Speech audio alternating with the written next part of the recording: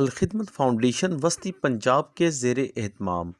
اعتراف خدمت کانفرنس کا انعقاد لاہور ایوان اقبال میں کیا گیا، جس میں امیر صوبہ وسطی پنجاب جاوید قصوری، امیر العظیم جنرل سیکرٹری جماعت اسلامی پاکستان اکرام الحق سبحانی، ذکر اللہ مجاہد، انجینئر حماد رشید، عبدالقادر، ماہر یوسف اقبال و دیگر افراد نے شرکت کی۔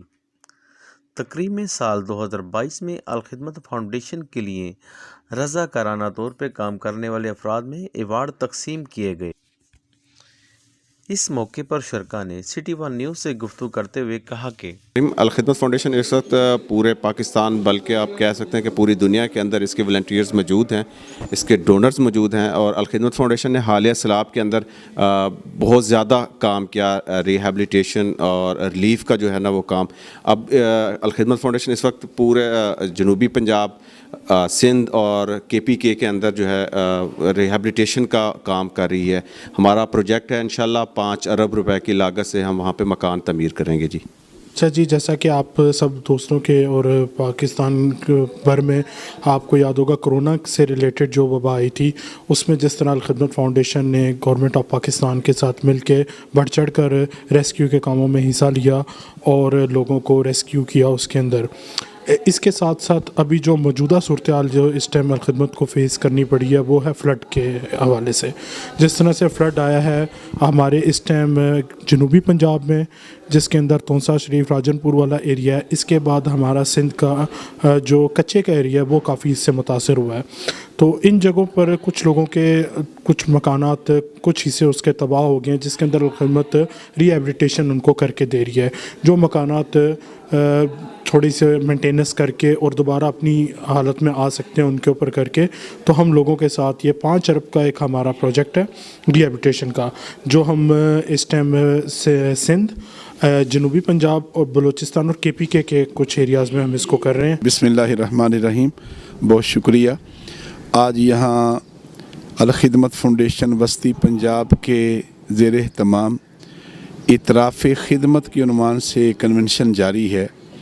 اور اس میں ان تمام لوگوں کو مدعو کیا گیا ہے جنہوں نے بالخصوص گزشتہ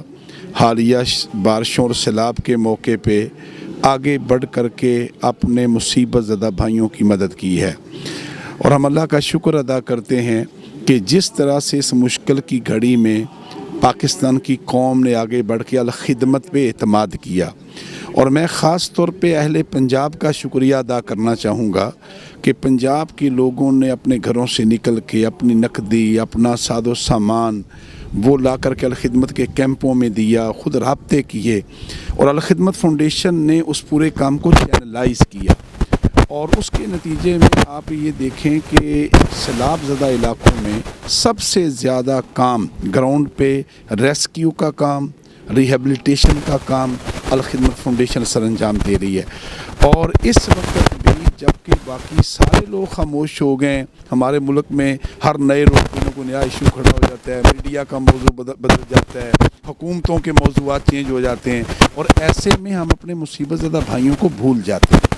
خدمت فاؤنڈیشن نے اس کام کو ایک وقتی گروہ کے تحت شروع نہیں کیا، آج بھی ان علاقوں میں ان کسانوں کے کو بیج دے رہے ہیں، ان کو کھادیں فراہم کر رہے ہیں، ان کو کھڑا کر رہے ہیں، ان کے لیے گھر تعمیر کر رہے ہیں۔ یہ الخدمت فاؤنڈیشن کا ویژن ہے، اور میں آپ کو بتاؤں کہ الخدمت فاؤنڈیشن کا آنے والے دنوں میں اب منصوبہ یہ ہے کہ اس ملک کے اندر